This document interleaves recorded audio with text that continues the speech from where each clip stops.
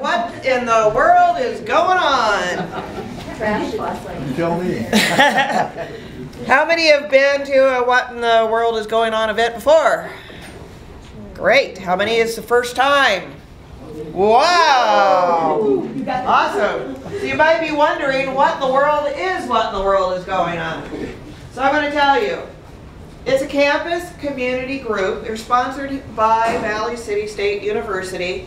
And it's a group, a loose group of volunteers that wish to bring topics that we believe that are important for the community to find out about, and topics of interest. So this was begun in 2001, so it's been around for a while.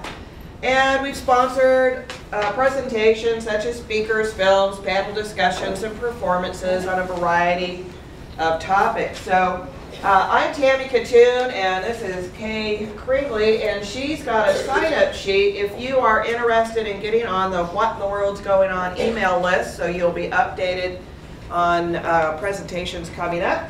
She has that, and just put your name, your email address down. And if you have a topic that you are interested in, put a star beside your name, and Kay will get a hold of you. Yeah, so if you're already on the email list, fine and dandy. But if you're not, name, email. And the star is right over here. And if you want to be permanent part of the planning group, which meets maybe 3 times a year.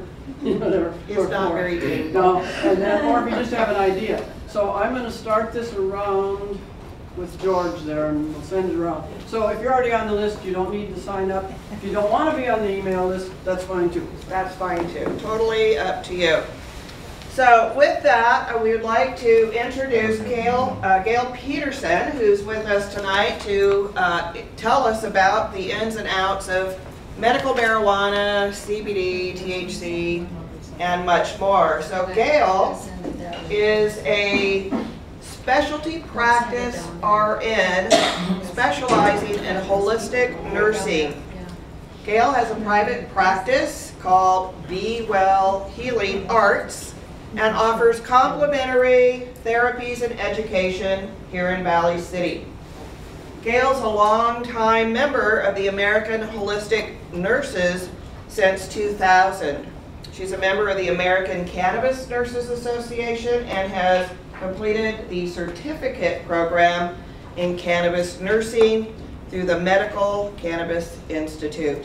So I think she has a lot of interesting things to share with us from a very educated and professional viewpoint. So let's welcome Gail.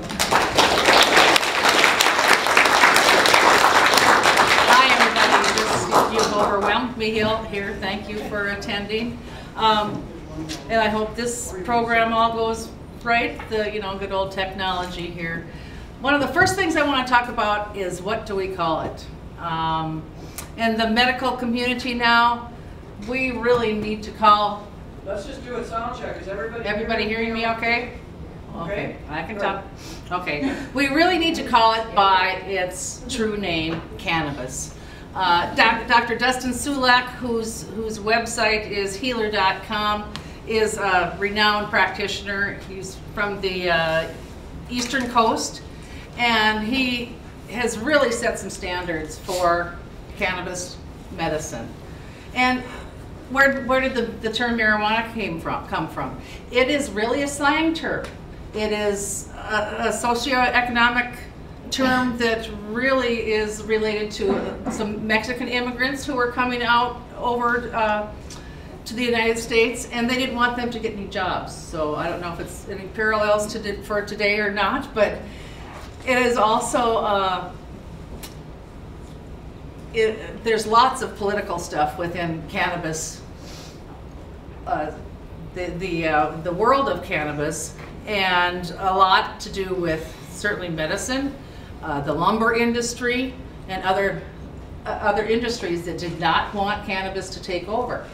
So it's a very good product. We can make fiber out of it, paper out of it, and other things. So that's a long story too. So I got this certificate last year, and just some of my history and interest, and how did I get to really have cannabis in my forefront. certainly family members and friends. My mom died of pancreatic cancer in 1996, and when she was first diagnosed, I was taking some of my first holistic nursing classes. I talked to a naturopathic doctor afterwards and said, what can I do for her? She's in so much pain, she can't eat, she's anxious. What did he say? Find her some cannabis. Well, now, certainly it's illegal, and knowing my mom, she wouldn't do it anyway, so it was never even brought up. And that was before the days of good hospice coverage and stuff too. So it was kind of a difficult situation for me. And I've got clients that have said, yeah, I'm using it. It's underground, black market, you know. So then the North Dakota Compassionate Care Act of 2017 came along, and after that was passed, a little bit of credit to Mr. Lucina here, who got me in touch with the creators of the Compassionate Care Act. I went to the legislature that year and spoke toward the House Human Services Committee and the Senate Human Services Committee about cannabis. And I didn't know much back then. So now we're into the cannabis reform laws of 2019 here. And we've got some good lobbyists and some good help that's going, and lots of public pressure about what was wanted and what is needed in the cannabis laws. And then I found the American Cannabis Nurses Association, a national organization, standards of care. They've got a long list of reputable nurses on board. They are educating, they are even making their own CBD products and things like that. And they're all over the country. I feel very fortunate to be able to bounce things off of these nurses. And for the most part, I'm getting lots of high fives for what North Dakota is doing. So, and then I got the certificate of participation. So, and now what am I going to do with it? I'm not a provider. I can't say, let me sign and you can go get your card. But I do hope to educate the public and the professionals, and especially the professionals is where we need it. Lots of misinformation, lots of, well, I'm going to say it, but reefer madness, lots of myths going on. So, history of cannabis, like I said, is a long history. Medicinal uses started 5,000 years ago in China, they figure. Western use, 1800s. In 1937, the Marijuana Tax Act passed. Before that, there were 200 companies making 2,800 preparations with cannabis in it. After that, it was so taxed, they couldn't produce it. The hemp became illegal. I think I read the last legal hemp field was planted in 1957.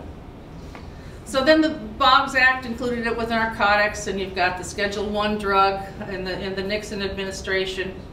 In 1976, Robert Randall and his wife, Alice O'Leary, sued the United States government to allow him to appropriate medical marijuana from the government and use it for his glaucoma. They were college students. He was using it and found out that it helped. They went on to do great things. Alice O'Leary is still, Robert died quite a number of years ago, and Alice is still a leader in the organizations. And she now is she works with Mary's Medicinals, which is a good company out of Colorado. In the 1990s, the endocannabinoid system was discovered. And I can remember hearing about this oh yeah, we've got something called 2-AG and anandamide. And what does this fit into? It took them a while to discover where and how these things fit. And then It was discovered, the THC part of it was discovered in the 90s, and how that fit into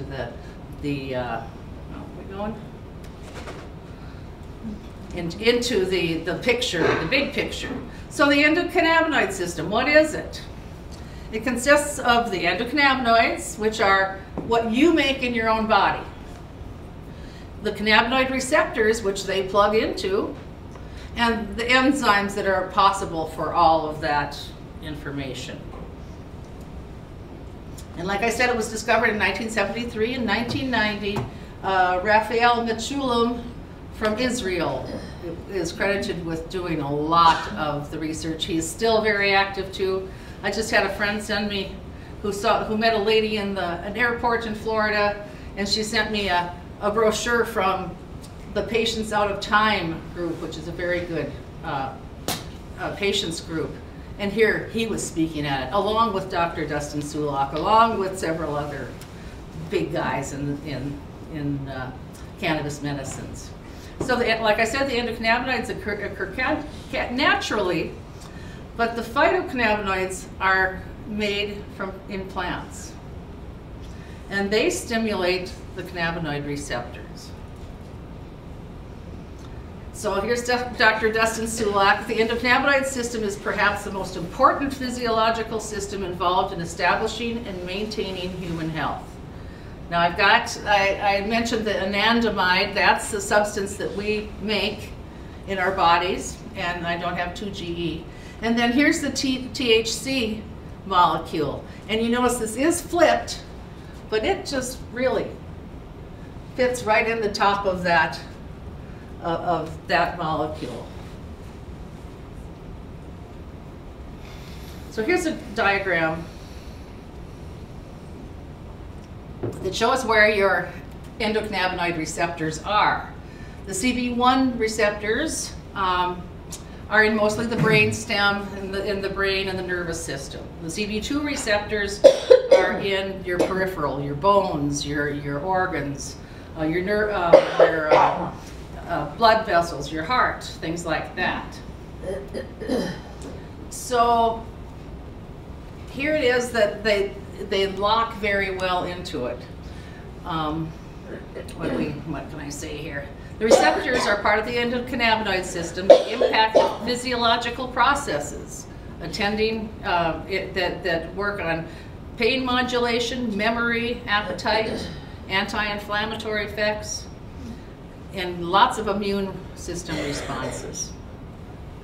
It's comprised of the 2 receptors. No, and actually no, they've just recently discovered like 3, 4, or 5 more receptors that work into this system too.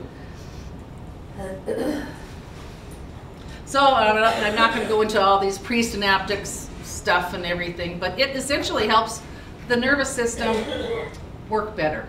It communicates better with it, with each other. As I said, the CB1 receptors are in the brain and the nervous system, and THC fits, like I said, exactly in that. CBD, which we'll talk about extensively too, it doesn't fit into it exactly, but it attaches to the side of the receptor somehow, or of the molecule. So while it doesn't fit perfectly, it still has a response to it. And in the world of medicine, we have agonists and antagonists. The THC molecule is an agonist, and the CBD molecule is an antagonist. So that it kind of works to mute the THC effects of that a receptor. So, and then the CBN, that's a whole different thing. So homeostasis provided by the endocannabinoid system, it inhibits or excites the nervous system depending on the strain and everything else or not necessarily the strain, but how your body is responding to itself. It helps with bone formation and resorption. It's very anti-inflammatory. I've seen some reports that it's 2 times more anti-inflammatory than a steroid and 12 times more inflammatory than ibuprofen or an NSAIDs situation. It also helps with fat storage and release. And I've got to joke about this because, you know, the munchies and marijuana use and everything. You don't very rarely see very many fat people smoking, I don't think, or you know, there's not a weight problem if you've got the munchies. I don't know, but that was a little joke thrown out there. And then there are indications with blood pressure, blood sugar, and hormone regulation. It is really an amazing system. I do want to bring up the entourage effect. I am an advocate of whole plant product. And there are so many things in cannabis. To separate things out, you lose some of the whole aspect and how good the plant works. So, like I said here, there's a combination of cannabinoids, terpenes, and 100 other chemical compounds in cannabis. And there's all these different the enzymes, the CBD, the CBG, they're phytocannabinoids, excuse me. And they all do something different. Now we know that CBD is not psychoactive. And for a product to have CBD and a hemp product, it has to be under 0.3% THC.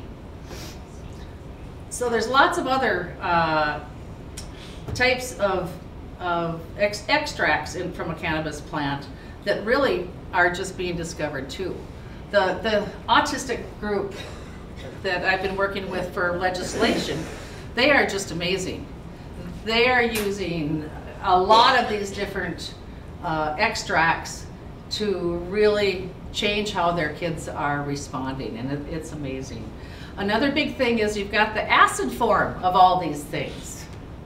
We'll go through. So if you had a CBDA, THCA, that's the raw plant. And we'll look at that a little bit better, a little bit more. And that's like, they're adding that to smoothies and drinks and food and stuff. You have no psychoactive effects with the acid portion of the plant, with the raw plant. So, but look at CBD, it relieves spasms, it increases appetite, pain reliever, nausea, reduces anxiety. It's a sleep aid, a muscle relaxant, and an antioxidant. CBN there, THCV is another formulation, and then the THC, which reduces nausea, muscle relaxant, antioxidant, relieves spasms, and increases appetite, and it's a pain reliever. So, and then you have the terpenes. These are essentially the essential oils. These are really the essential oils of the plant. And there's a lot of things that have terpenes. So, and it's interesting, it's the smell of a plant. It's the smell of everything. So there's over 100 different varieties. And this is an interesting chart. We've got the terpenes listed, and a boiling point, that's when the oil essentially vaporizes, and what aroma it makes, what effects it has, and what it's also found in, and the medical benefits of it. So a good one is that I can see easily is the humulene. You've got all these: limonene, which is lemon essential oil; humulene, which is coriander; pinene, which is pine needles, conifers, sage.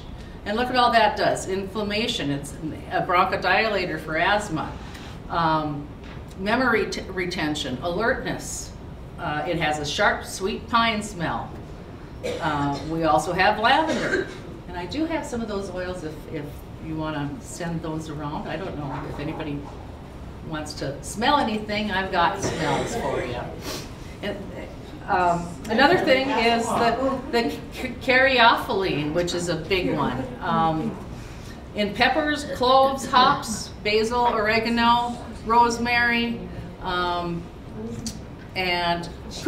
turmeric is one of the big ones. So the whole chemistry of all this stuff is really interesting too. This is a picture of cannabis, and you'll see all these tiny little droplets and hairs and stuff. That's the terpenes. And if you've ever gone to a dispensary, where I visited Washington last year, and going into the dispensary, you know, it's like, oh, let's smell what that is. Oh, let's smell it. So that's what's happening. They're smelling the terpenes in the plant. So how do you support your endocannabinoid system? There's lots of ways, and I'm a holistic nurse, so what do you think is my answer? Balancing the endocannabinoid system also requires a healthy diet, exercise, and less stress. Balancing the mind, body, and spirit using meditation, prayer, acupuncture, exercise, social, and intimate contacts. So that's you building your own endocannabinoid system up. So there's also endocannabinoid supporting foods. Certainly whole nutritious foods, essential fatty acids, the omega-3s and 6s. 6s is the plant, or is the animal fatty acid. We need more 3s. The plant-based fatty acids, and I'll suggest something that you can buy at Costco or any store also, is hemp hearts.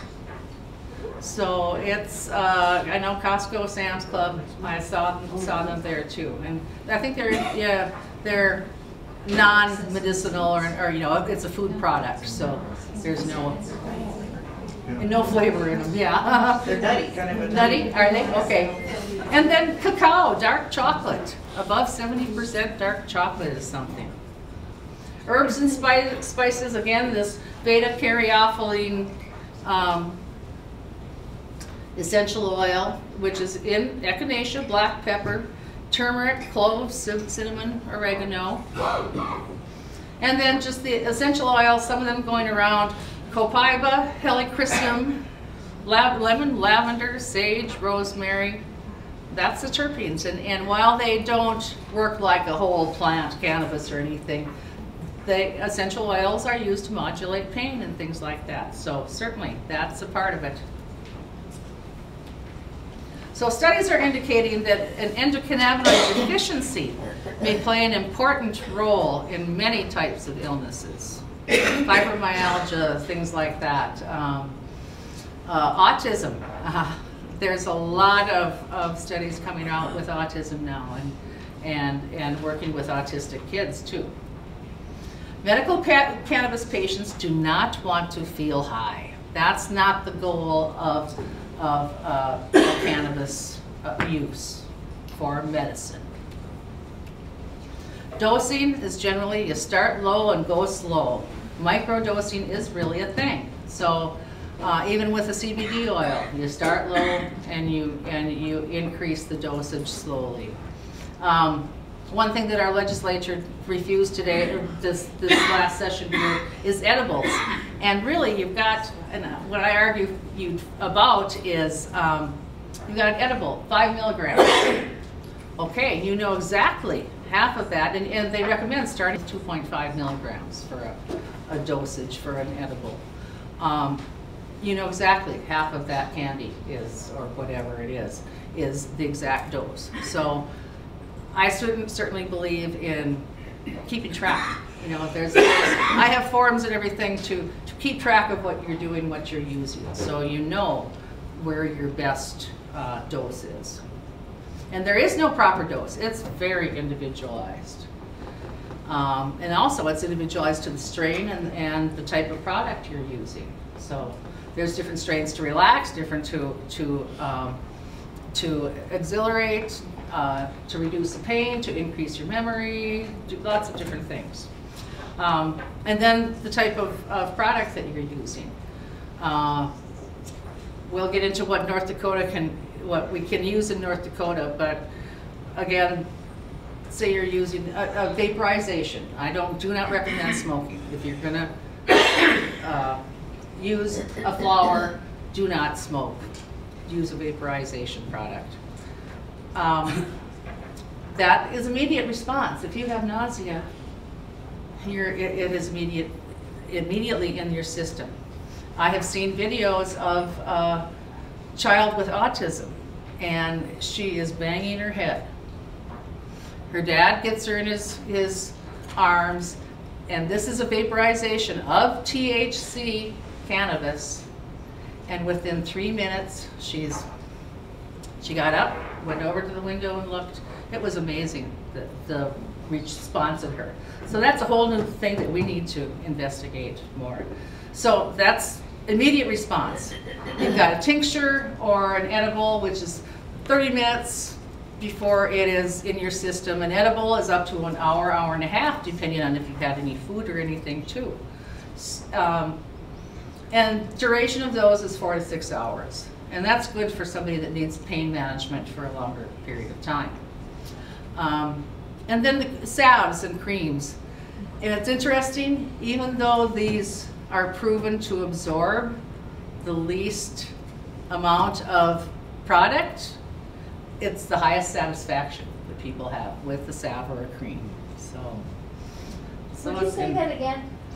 highest, okay, so with a cream, you don't have very good absorption of that product. You know, it's like 12% or something. It's not very much. But people have the highest satisfaction saying, this stuff works. This is really, yeah. So, and whether it's just the action of the cream or what is in the cream. Now, okay, your stuff added a little bit more than just a cannabis or a hemp preparation. So who knows what else is in it too. So, huh? Oh. The screen, it'll come back. Oh, did it? Oh. There it is. Okay. Oh, and this is where we were. So this is what is listed as a debilitating medical condition in North Dakota that is covered by medical cannabis. And, huh? You say medical cannabis, you mean medical marijuana? Medical marijuana. I'm sorry, Kate, yes. Well, I said that in the very beginning. I'm going to call it marijuana, or I'm going to call it cannabis, not marijuana. So, okay. Okay. Got it. And one of the biggest things, I know we had, what was it, like 14 different more items to add on. We were able to add 4 of them on in the legislative session here. Anxiety, autism, Tourette's syndrome, and what's the 4th? I've got it down here. I can't think of what the other one is. Age. Well, I'll talk about that. Yeah. So anyway, so this is what, and one of the biggest things that causes me problems and why they didn't add some things to it is that we've got this a chronic debilitating disease or medical condition. That can, and they figured that covers a lot of things, kind of a blanket coverage. So when talking to your doctor, that's something. And also the severe debilitating pain that has not responded to previously prescribed medication or surgical measures for more than 3 months, or for which other treatment options produce serious side effects. So I think that's an important one for a lot of people to be able to slip into the ability to try cannabis. So definitely. Here is the types of usable marijuana we have in the state and what the state tells us we can use. So right now, dried leaves and flowers, they have taken out, or they are taking out the requires special authorization from your physician, I believe. And then all the other products that we can utilize. Concentrate or extract, and then a tincture, capsule, transdermal patches, topicals. And right now we've got just one dispensary open, and the only thing they have is dried leaves and concentrate. So, and a lot of people want the other stuff too. So, and limited growing ability, limited type of product or brand of marijuana or cannabis that they're growing too. Another thing is not for minors, and we did try and fight with that a little bit so we could get an inhalation for autistic kids, and we did not succeed with that this year. And then they have increased the purchase amounts, we hope, so that someone with a terminal illness can not be restricted by that amount. And the certification process, let's see, I think I last heard we had 180 people that have their cards now. So the biggest thing is you have to talk to your healthcare provider and get them to give you their email addresses so you can send it to the state, or they apply, and the state has to respond. So the healthcare provider then receives a notification that they're requested to resubmit the written certification for the patient. And there are some changes coming up with the certification process. The provider is not going to have to say that the patient will be helped by a cannabis product. All they need to say is the patient has this condition. So they're getting rid of that, and that puts knowledge, you know, the physician may not have that knowledge or does not want to say that that person will be helped with that condition. So it goes into the registration system. It is quite an easy process to looking at it, and you're linked to the written certification, and then it goes to medical board to review to see if it passes muster, if it approves, they approve it, and then the patient is issued a registry ID. How long does that take for your certification process? They're saying, what, 6 weeks? The most recent one was 2.5 weeks from doctor visit to mail. 2.5 weeks. Okay, okay. So and they're trying to get them out. One of the biggest things is your provider, and if they are able to certify or that you could have this condition is what it will be now. I know some of the, yep. What's the biggest reason that they decline edible cannabis? They decline? Yeah, what's the biggest reason why they don't want to approve? I think fear. I just don't think they know about it. So, yep, Jeff? Scared candy. Scared? Yep. Oh, yep, yep. And the edibles, yep.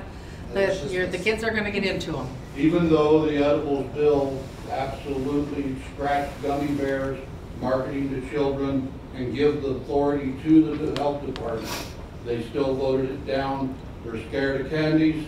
The Yep. arguments was all about the children getting.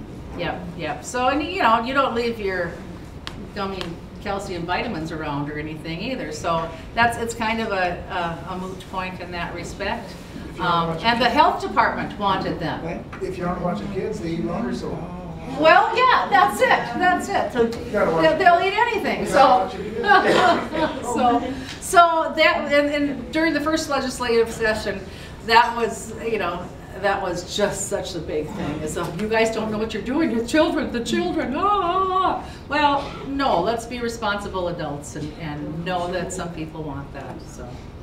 So about current legislation, they've added physician assistants to the mix here, and removed the statement saying cannabis could help a certain condition. They added anxiety, autism spectrum disorders, and Tourette's syndrome to the conditions. And they increased the amount of product the patient under certain conditions can have. So there are side effects. I've got to say that, and I've argued with people before. There are no side effects. Well, or no withdrawal symptoms. Yeah, there are, and we kind of all know them. It may increase your heart rate. You get the red eyes. You may have increased appetite, increased sleepiness, which some people need. You know, dizziness. It may decrease your blood pressure, dry mouth, dry eyes, and also decreased urination and anxiety. And that is kind of related to the product that you're using, what strain of cannabis that you are using, that anxiety. Cognitive impairment and balance certainly are dose related too. There are extreme adverse effects, and I know there's lots of studies out about the plasticity of teenagers' brains and psychosis and hallucinations, suicides, things like that. A big question is, were these people having problems with this situation before they started cannabis? They might have been bipolar or been essentially psychotic, and a lot of situations they're self-medicating. So the studies that are out are very small and are kind of cherry-picked too. So there's, and one of the biggest things is we need to be able to study this stuff. So we'll talk about that too. And then nausea. There's something called cannabis hyperemesis syndrome. And this is striking mostly young men who smoke a lot, and I think some of the different preparations like wax or things. And severe vomiting, nausea. The only thing that gets them comfortable is hot showers. So they present to the emergency room with this awful nausea and are dehydrated and all this, and essentially, to stop it, they've got to stop using cannabis. So an interesting phenomena that's being noted more and more. And I just got a email from one of the cannabis nurses, and we were talking about this back and forth, and she said she was at a workshop and brought it up that it was rare, and there was an ER doctor in back saying, oh no it isn't. I think they were in Colorado, so who knows what it is, but there doesn't seem to be any harm to this. But there is a cannabis abuse disorder. It's been revamped by the psychiatric community, and it's a problematic pattern of cannabis use leading to clinically significant impairment or distress. The DSM-5 criteria, the big psychiatric journal, our book, also brings out the fact that 9% of those who are exposed to cannabis developed cannabis use disorder. And I've seen that as high as 14% now. But compared to 20% for cocaine, 23% for alcohol, and 32% nicotine and heroin. And I've even seen, I couldn't use this stat, but I had seen nicotine was at 68%. So you look at the addiction qualities and the withdrawal symptoms now that we're talking about too. Alcohol. You don't have sugar. Yeah. Oh, well, I was going to mention that. Yes, my biggest one is sugar. Yes, yes. It's a drug. It is, Paul. I'm right there with you. And I was going to mention it. I didn't. I would call that my worst. Oops. Oh, shoot.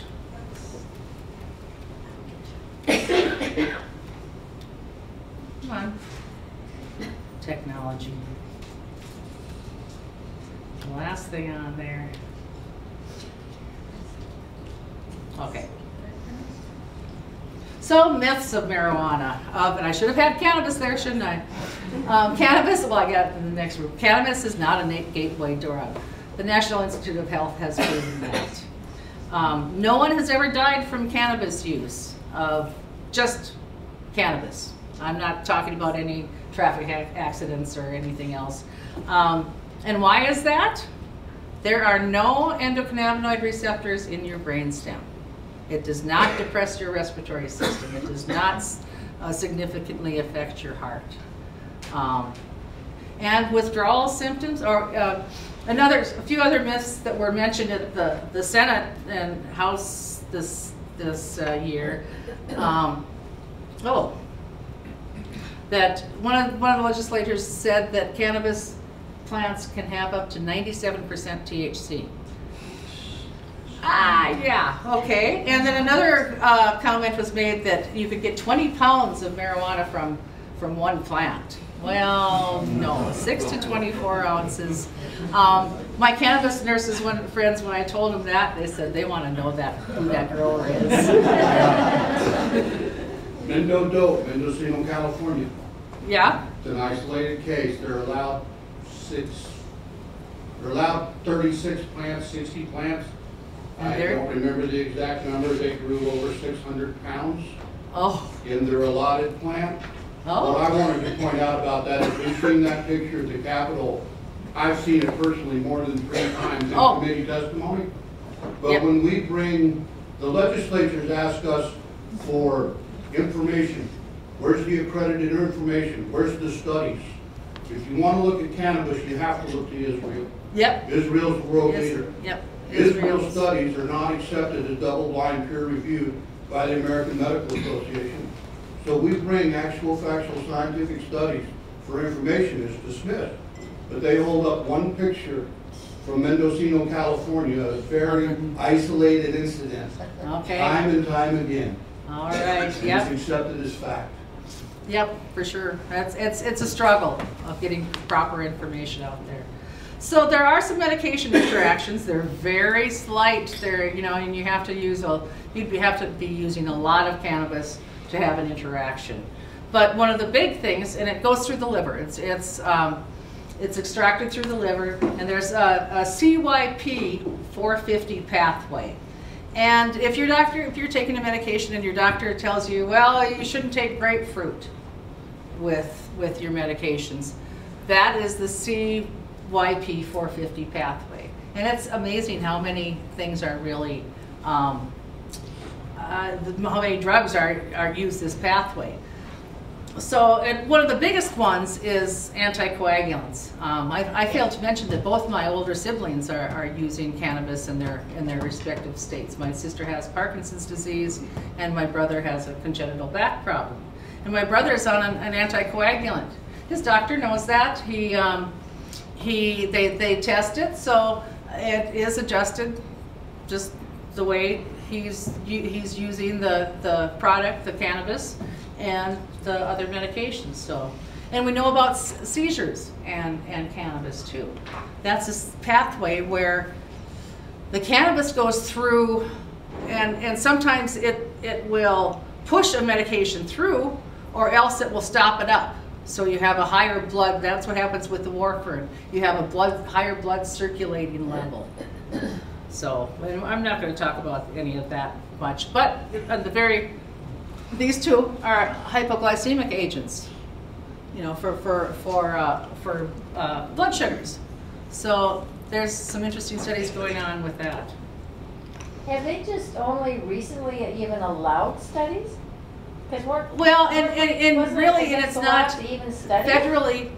You still can't have a study. Okay. States are doing it, and Israel is doing it, Oh. and yeah, we're getting lots of stuff. Yeah, Chuck. Mississippi Mississippi has is? been the only state since the 70s. Okay.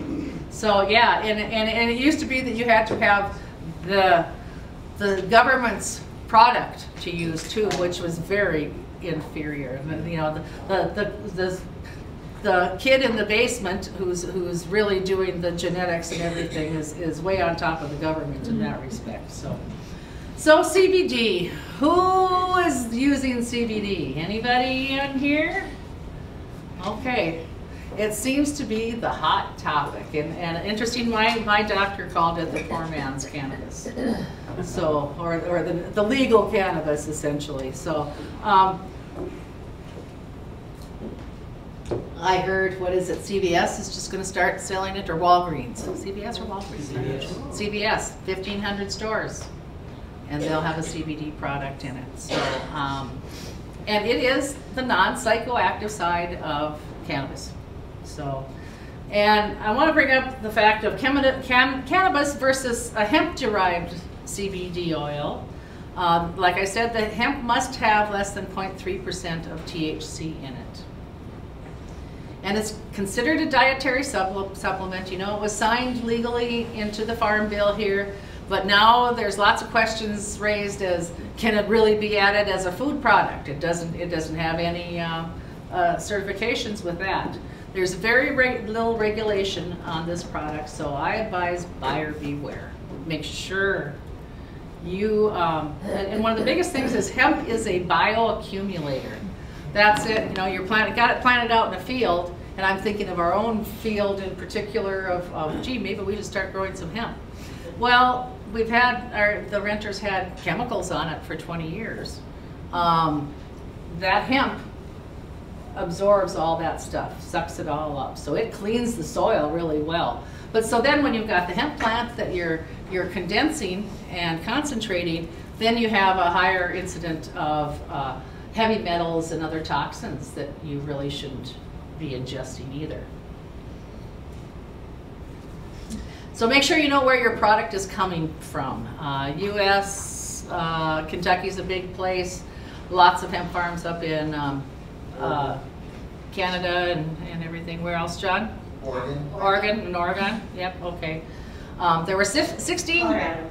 Huh? Oh, Colorado, yeah. 16 producers that did have a license for hemp, I believe, in the last couple of years in North Dakota. So, and I know that they are looking for people to produce in the state too. Are they producing in non-North Dakota yet? There's been some studies, some testing going on for a few years. So nothing I know of yet. So, and do you have, if you've got that hemp product and go look at the company online, is there a third-party lab testing on there?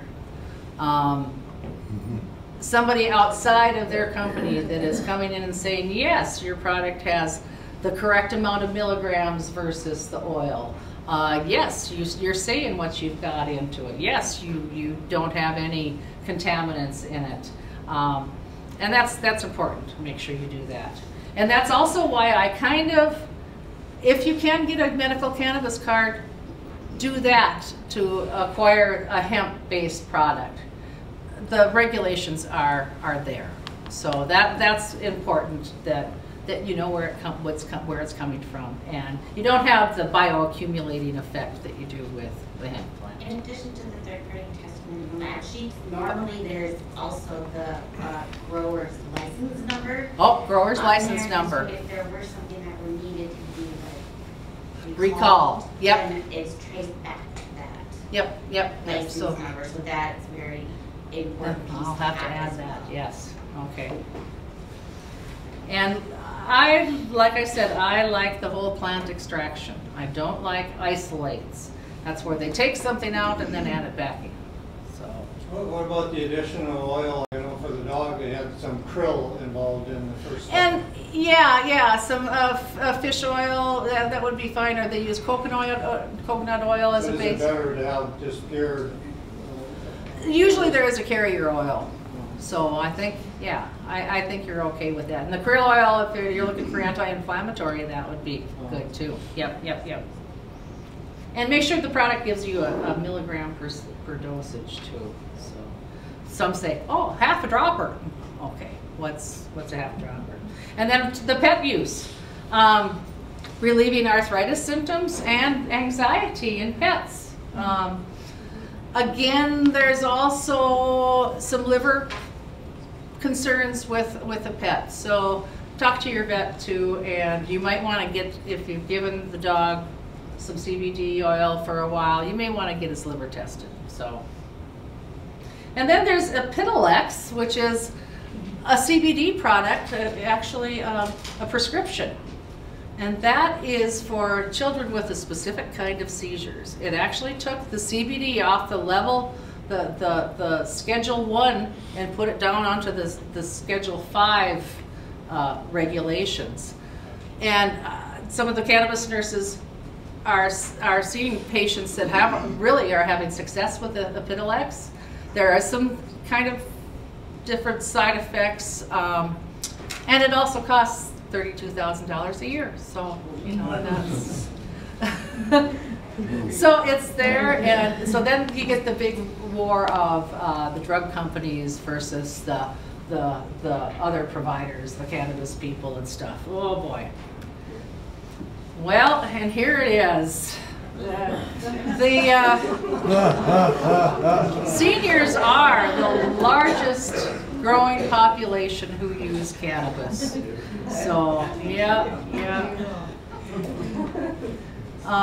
My thoughts, some interesting ones, I think. First of all, we need to remove cannabis from the Schedule 1 category, so we can study it, so we can provide banking, so we can have products shared between states. That's one of the big things.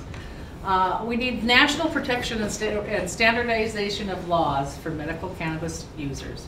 We have cannabis refugees, people that will move their families to Colorado or legal states so they can get treatment for their children or their loved ones. Yep. It'd be interesting if you would ask how many in this room have been told that. Have been what? Have been told that. That told what? To move? To move? Cannabis. Yeah, I don't know how many you've been told to move, so tough luck. Yeah, okay, yep. So, and definitely decriminalization, legalization, that needs to happen. Interesting, our former city attorney and I were talking one day and said, well, and this was before the legalization push with the ballot last time, and I said, well, if this passes or if it becomes legal, and she says when it becomes legal. So it's happening sooner or later. And then drug screenings are real interesting things, and I've talked with people that I've worked with. Right now there is no adequate test for a drug screen. You cannot tell with cannabis if there is an immediate use. You've got the field sobriety test or whatever, but there is no accurate test that you could do a swab or anything else that says, oh, you used marijuana in the last 4 hours. So I really think it's unfair to employees for testing, and also what are you doing? Do you have any policies in your facilities? If you have employees, if you have a person with a medical cannabis card and you do drug screens and they test positive, are they covered?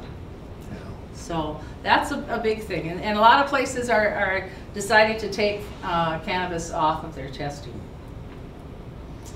And this final consideration, and I laid this on. I have this question, Gail. Yep. If you're getting federal money, though. And you can't, yeah. You can't get federal money and bypass the drug testing.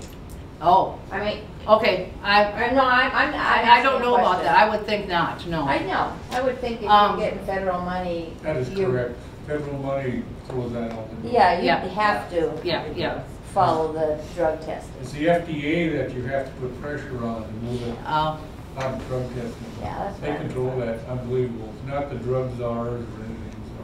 So yeah, there's lots of ethical considerations with that too, and what you do on your own time, and other things. If you were only using the hemp oil, would that show up as positive on the test? You'd have to use an extraordinary amount. It's a 0.3%. And it would almost be an impossibility. So, yeah. So I threw out this guideline, this consideration to the legislatures here, and I invite you all to just put yourself in, whether it's a nurse's spot or the patient's spot here. Excuse me. This is really a hallmark of my holistic nursing. In addition to ethical responsibilities under the nurse's jurisdictional law, the nurse shall approach, and I put the legislature's jurisdictional law under there, the legislature shall approach the patient without judgment regarding the patient's choice of treatment or preference in managing pain or other distressing symptoms. Awareness of your own belief system and attitudes about any therapeutic intervention is vital, as nurses are expected to provide patient care without personal judgment of patients. And I hope that, I think I said that to every legislature a couple times, so we'll see.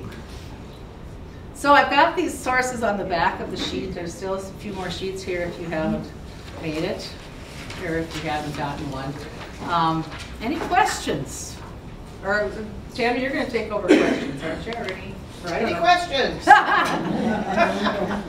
We'll have a few minutes for questions and answers and any comments that you might have.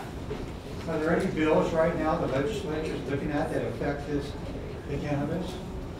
In the national? No. The state? Yep. We've got a few that are moving through back to the concurrent committees. I don't know, John, do you want to talk about that? I mean, I can if you'd like. John, 14, 17, I guess I should introduce myself. John is a lobbyist for the cannabis I'm caucus John here. Bailey with the Committee for Compassionate Care on Facebook. I was the very first self-proclaimed cannabis lobbyist in the state of North Dakota. We have registered 6 cannabis lobbyists so far this year. Steve Peterson is quite active at the Capitol on a daily basis. Amy, yeah. There's 1417 was a bill introduced by Steve Vetter from Grand Forks area. It became the enhanced amount for terminal illness, basically cancer patients. I think it allowed up to 6.5 ounces in the 30-day period. Yeah. I believe that's right. 1519 has been referred to as Ronnie's Law. Which is Ronnie Johnson. His mom, Alexa Orts, is from Valley City and has been she's the push to do this. Yes. Started out as the autism spectrum disorder, but became the conditions bill. There was, I think, 14 altogether. We were asking for additional conditions. There was 4 that made it by name. What's important is we have it on record in the committee that the legislative intent of that Health and Human Services Committee was that the other conditions were covered, either under chronic pain, Parkinson's was covered under spasticity and inconsolable spasms. The anorexia and bulimia was covered under wasting disease. So even if your condition isn't named on the list, according to legislative intent and the committee, it's covered under one of these other conditions that were already listed there. So if you make your doctor aware of that, that's their view on that, it should be covered. 1283, Kathy Straw. That was the patient-doctor relationship. They removed the words palliative benefit. The doctors do not have to claim palliative benefit. They don't have to write down that if this patient takes cannabis, it will have this effect. Doctors didn't want to do that, and they removed that requirement. It fixed the doctor-patient relationship. Now, when that bill got to the Senate, I was talking to Mr. Dave Buckey here when I first walked in, the Senate Human Services Committee, all on their own, added a clause to that bill concerning veterans. The VA is under federal control, and the VA doctors cannot prescribe, recommend anything to do with cannabis. I'm not even sure they can talk about cannabis. No, they can't. So the Senate Health and Human Services Committee put a rider on this bill that if a veteran brings in paperwork from a medical facility certifying his condition to the Department of Health North Dakota, they will issue the medical cannabis card, bypassing the need for a doctor. They've done that on their own. Yes. 1364 was the other one being considered. That was the edibles bill. It failed by 3. That bill was introduced by Gretchen Dobrovich. I wrote her a pretty good Facebook message the other day. She has written the most controversial bill on cannabis in the state of North Dakota to date. That bill passed the House Health and Human Services Committee. It had a fiscal note attached to it, so it had to go to Appropriations Committee. It died a fiduciary death. Did I say that right this time? Yeah. If they don't like something, they pencil whip a number on it to make it look bad. It's going to cost a lot of money, so they kill it with a pencil. Chair Robin Weiss, regardless of his own personal beliefs, went into Appropriations and single-handedly resurrected that bill and brought it back to life. It come to the floor, it passed with 77 in the House. We needed 63. They're claiming 2/3 supermajority. It went to the Senate. It died in the Senate, failed by 3 votes. There was a senator absent that day, Kathy Bach. Hogue. She come back the next day, claimed that she would like input, recalled it to the floor for a second vote, and it failed by 3 again. We changed some red votes from the previous day to green, but we also changed some green votes from the previous day to red. So, yeah, they've done an amazing job here. Our lobbyists are not paid. They're working on donations. And I'm sure lots of their donations have been printing things. They have. There are still 2 more bills in the excuse me. ether. Yep. 1119 is pretty simple and straightforward, deals with the redaction of social security numbers. At the beginning, they were asking for social security number to participate in the program. From what I understand, that's illegal. They have stopped asking for social security numbers, and they have to do some housekeeping to destroy the social security numbers that they collected in the beginning. 1055, which I don't want to call it a decrim bill, but it has some language in there adjusting the penalty, Class A, Class B, misdemeanor, whether it's a possession or a use or what it is. You haven't heard much about it. It's somewhere. It's in committee. It's still there. It hasn't been brought forward. It hasn't been talked about much, but it's there. It's floating around. They'll have to have action on it sometime. So there's still 2 out there that are doing something. But okay, thank you. Yeah. You know, when you're talking about the veterans, also, they just say one has this condition, but they're going to the veterans hospital. Will they write a prescription? They can't. So no. Really, All they have to do is carry the medical record. They have to request the record, the state's conditions. right? And if they can carry their record even straight from the VA, not from a different doctor, to the North Dakota Department of Health, that lists condition on list, we're good. So what Amy said there was that. Cash for their medicine? Oh yeah, everybody's paying cash. And no insurance. Oh no insurance. Not yet. Not yet. On the federal level, 2 insurance companies have been made to pay. On the federal level, 2 have been ruled twice. So a veteran can go get his records from the VA hospital and essentially take them right to the Department of Health to bypass the doctor certifying that condition. So, yep. So what can one expect to pay if they're on a cannabis medical routine? I saw some dispensary prices, and it was $100 for a quarter of an ounce. Now, how long that will last you? That's, I think, and really, from what I've been hearing around the country, to start out with, that's a pretty average price. So over the course of a year? Pardon? One thing that I was surprised about with seeing that list at the dispensary, none of the strains that they carry had any significant amount of CBD. CBD, no. The strains do not have, they haven't, and I suppose they're limited at, you know, they're growing spots too. So then it's the consumer asking, say, I want something with CBD. And I've got a friend in Colorado who is just changing to a one-on-one CBD. I told him to give it a try. He's a heavy THC smoker and said, no. If you want this to work, first of all, stop smoking for a few days and then reset your body and get a CBD. And he had just gotten a one-to-one combination of CBD and THC.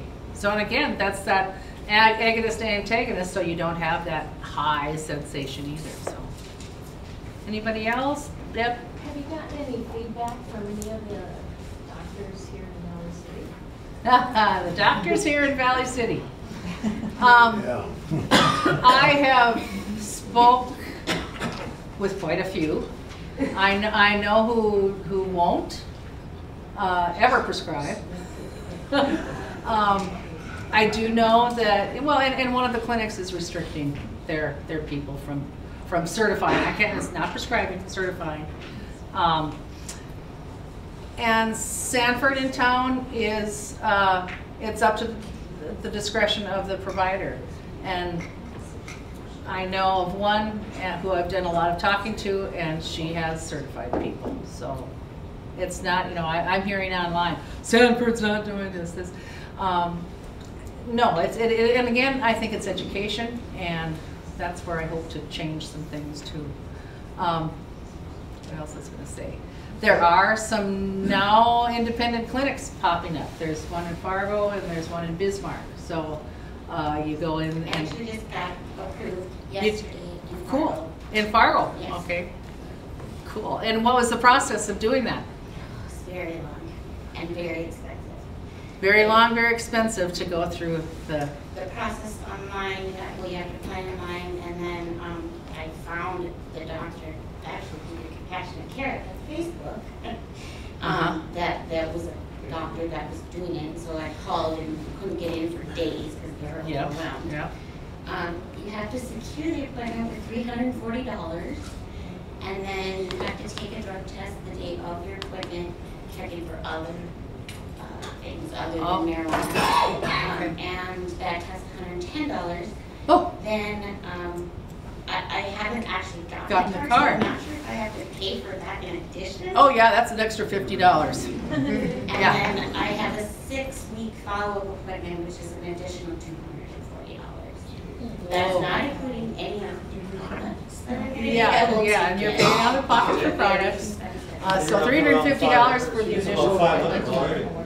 And 250 follow-up. Now, I heard somebody had said, well, my next appointment is a year from now. And I'm glad to hear that that's not the situation. They're doing a normal follow-up, like a med follow-up, like Good. any... And I'm surprised because in our Century Code, it says you cannot seek out a provider exclusively to get medical cannabis. So I'm really surprised that... It is actually a firm. I mean, this doctor's office actually is psychiatry, and then they also do like disability evaluations. Okay. So I think with those two things, I think that would help with that. Huh, interesting. So, and that's, people are, and that was the biggest thing. People were so angry because they couldn't find providers. Their doctor isn't doing this. Their clinic isn't doing this. So that's been a really big push with the Cannabis Caucus and trying to get some of these things through. So, yeah, John? The latest one that I've heard about is in Bismarck. I've not been there. Yep. No recommendation, no anything. I do have talked to a few people that have made appointments. I've talked to one person that went through it. It's a $200 visit, one day in the office. They help them fill out the application and mail it off right there. Now, I don't know if there's a follow-up visit, but the way I understand the law, I would expect a follow-up visit. Some people ask about the drug test. If it was me doing it, I'd require a drug test. Doesn't matter if it comes back positive for THC or not, I would still require the urinalysis. And that's just to cover the law, but that's the way I understand it. I'm not a doctor or an attorney. Any other questions, or we'll wrap up? You got any veterinarians in town that are using it? I have no idea. You're one in Castleton. You said you're veterinarians. Yes. The one in Castleton who's a holistic vet. Yeah, several of the Castleton vets are, but there's a Dr. Bartholomew in Castleton, and I visited with him about the pet piece of it. So, and he was using the CBD oil. You said, so why shouldn't a pet use it? So. Well, I could shorten my story. My Springer Spaniel was diagnosed with petit mal seizures last August. Huh? She's been on a CBD oil since like a half a drop or 250. She's been on it since Labor Day, and it's virtually wiped out every last symptom. The only thing that she reacts to now is if I pour the dry dog food and makes a rattling sound in her bowl when she's right in front of it, she'll get a little shiver. Oh. Other than that, it's wiped out 90–95%. Okay. Unbelievable. If you ever find yourself in Fargo, you can buy our shop, Redemption Ink and Glass. We are a lifestyle shop that actually sell CBD products to be informed. We just came here to see. Yeah. As well as different products, different carriers. We're not really putting one product out there. We're just testing them out for our for our thing that LS and stuff. So everything that we have there is personal use by the staff. We are giving discounts to veterans, senior citizens, janitors who work for the medical field, as well as nurses, as well as teachers, educators, janitors in the education system, government employees, paramedics, firefighters, police officers, all get 30% off. If you are a person going through cancer or recovered, we are giving 40% off a discount on our products there, as well as in Florida and Florida. So we just came here to see what people were talking about. Good, And also thank you. share the, we're trying to get back to the community and show love, so we figured for majority of people are trying to make a killing off of it, we figured we'll That's get it. A lot of people are trying to make money out of CBD. Yeah, So we're trying to show the community that we want to get back more than we want to take. Sounds good. So would you say you probably shouldn't buy your CBD oil at the Cenex station? That's consumer Please, decision. Holly, you got you. They're selling it. Anybody else? Gail? Yep. So if you get on the medical part or cannabis part, if you're on a contract with your pain provider, Pain providers, oh. so does that kick you off of that? You'd have to talk to them pretty much. I think it's interesting that the people that should be helping you and first line, I think, giving you the cannabis to try and modulate your pain are saying, no, you can't have this. I have And they're seen. taking away your pain meds. Yeah. I've heard some interesting things about, back injections, things Can't like already get a that. pain pill in Valley City. Oh, well, then that's it. There's a good article that the High Plains Reader wrote about people are being cut off of pain medication that they really need too. Yeah, they took me off. Yeah. So, and I've also seen, it was like a 10-page pain management contract if you're using cannabis too. So I'm sure it's Most of these are cash on the line, aren't they? It's Your cash. insurance is It's not gonna cash, say no you go insurance. right ahead. There is a provision in the North Dakota Century Code that says that a dispensary or grow facility should have a percentage or a discount for low income and other disabled people too. So, yep, get. I have a question for anybody on this one, if you can answer it. If you carry a medical marijuana card, does that affect your Second Amendment rights? John, yes. Yeah. That's the reason I will not participate in the medical marijuana program at this time. Yeah. I refuse to trade one right for another. I will not do it. There's one case, Honolulu, Hawaii, 2014. They run an ad. They asked all medical marijuana card holders to turn in their firearms. 2 people did. It only run for right at a month. It was stopped. The firearms were returned to the 2 people that had turned them in.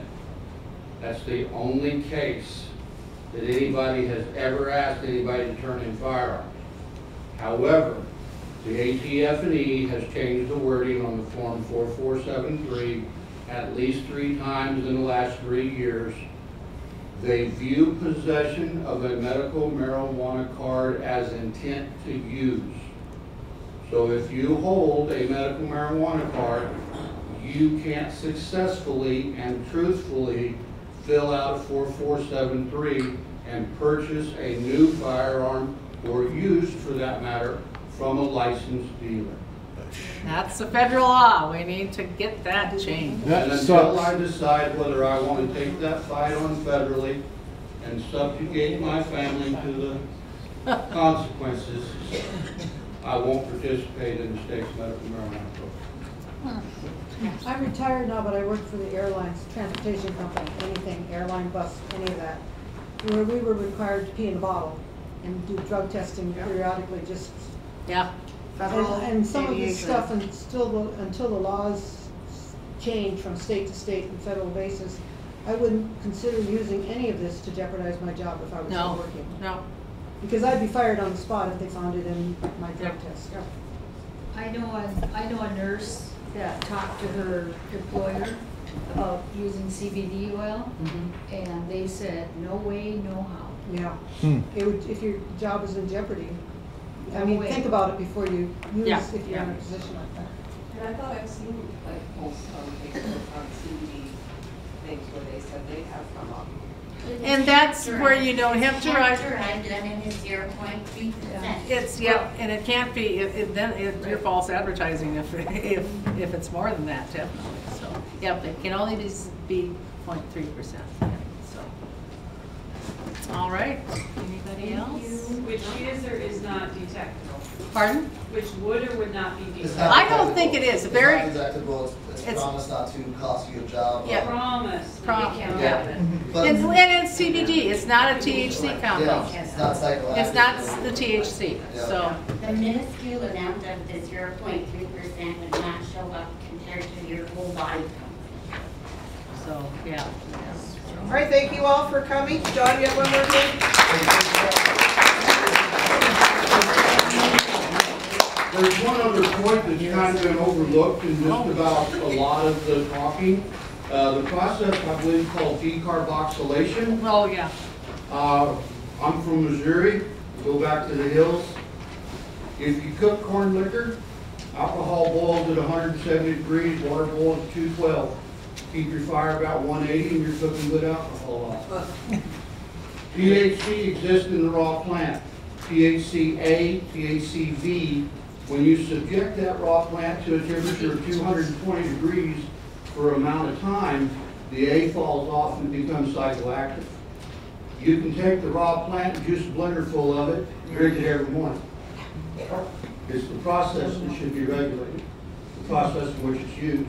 The plant should be regulated like cucumbers in your garden. I've heard it's as easy to grow as tomatoes, so.